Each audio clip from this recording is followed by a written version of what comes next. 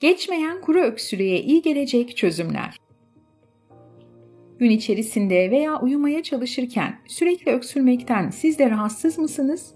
Aslında öksürük, soluk borusu ve akciğerdeki istenmeyen maddelerin dışarı atılmasıdır. Boğazdaki veya solunum yollarındaki tahrişe bağlı olarak ortaya çıkabilir. Fakat pek çok farklı durum öksürüğe neden olabilir. En yaygın görüleni ise alerjik öksürüktür.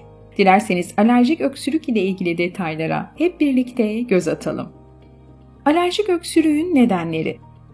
Alerjik öksürük, vücudun maruz kaldığı belirli maddelere aşırı tepki veren aşırı aktif bağışıklık sistemi ile ilgilidir.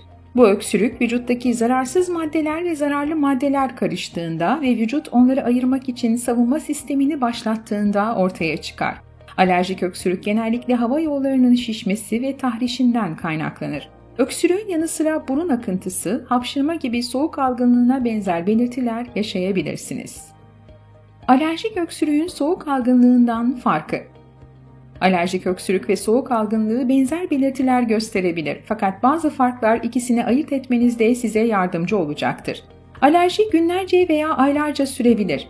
Soğuk algınlığına kıyasla yılın belli bir zamanı ortaya çıkabilir. Fakat genellikle sonbahar mevsiminde alerji belirtilerinde artış olur. Soğuk algınlığı ise en sık kış mevsiminde görülür. Soğuk algınlığı çok nadiren 14 günden uzun sürer. Bu yüzden 2 hafta sonra öksürüğünüz geçmiyorsa alerji olma ihtimali yüksektir. Ayrıca alerjik öksürüğe burun akıntısı, gözlerde sulanma, kızarma ve boğaz ağrısı eşlik edebilir. Fakat asla ateş ve vücut ağrıları görülmez. O yüzden bu belirtileriniz varsa öksürüğünüz soğuk algınlığından kaynaklanıyor olabilir. Alerjik öksürüğün astım öksürüğünden farkı. Astım öksürüğü de soğuk algınlığı ve alerji ile benzer belirtiler gösterebilir. Ancak bu belirtiler sayesinde astımı diğerlerinden ayırabilirsiniz. Geceleri veya gülerken veya fiziksel olarak aktif iken kötüleşen bir öksürük. Nefes almada zorluk, göğüste sıkışma hissi, nefes darlığı, hırıltı. Astım hızlı bir şekilde gelip gidebilir. Ataklar aniden gelir ve hızla azalabilir. Hafif ataklar dakikalarca, daha ağır ataklar günlerce sürebilir. Astım kaynaklı öksürük yaşıyorsanız doktora gitmenizi tavsiye ederiz. Çünkü astım belirtileri tedavi edilmediği durumda şiddetlenebilir. Alerjik öksürüğü geçiren ev reçeteleri. 1. Zencefilli ballı çay. Gerekli olan malzemeler: 1 silme çay kaşığı zencefil, 1 orta boy limonun yarısı, 1 yemek kaşığı bal. Nasıl hazırlanır? Limonu sıkıp bardağa dökün. Ardından 1 çay kaşığı zencefili ekleyip karıştırın. Sonrasında kaynamış olan suyu bardağa ekleyin. Demlenmesini bekleyin ve su ılımaya başladığında balı ilave edin. Bu karışımdaki bal ve zencefil mikrop öldürücü özelliklere sahiptir. Böylece üst solunum yollarınızı açar. Düzenli kullanımda ise öksürüğünüzün kesilmesini sağlar. 2. Karabiber ve bal. Gerekli olan malzemeler: 3 tatlı kaşığı süzme bal, 1 tatlı kaşığı karabiber, yarım limon suyu, 1 çay bardağı sıcağa yakın ılık su. Nasıl hazırlanır?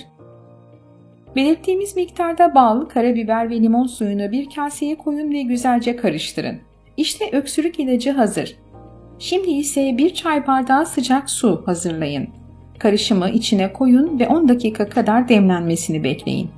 Karışımı içtikten 15 ila 30 dakika içerisinde öksürüğünüzün geçtiğini göreceksiniz. Bu karışımı sabahları aç karnına ve akşam yatmadan önce olmak üzere günde 2 defa içebilirsiniz. Her seferinde taze olmasına özen gösterin. 3. Tarçınlı limonlu özel karışım. Gerekli olan malzemeler: 2 tatlı kaşığı süzme bal, 2 tatlı kaşığı sirke, 2 tatlı kaşığı limon suyu, 1 tatlı kaşığı toz tarçın. Nasıl hazırlanır? Bütün malzemeleri karıştırın. İşte 10-15 dakikada öksürüğü azaltan şurubunuz hazır. Bu karışımı 2 saatte bir 2 tatlı kaşığı yiyebilirsiniz.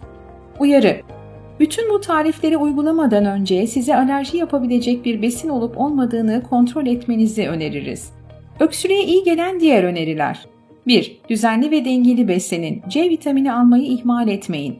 2. Bol miktarda su için. Öksürük tedavisinde yeterli sıvı alımı çok önemlidir.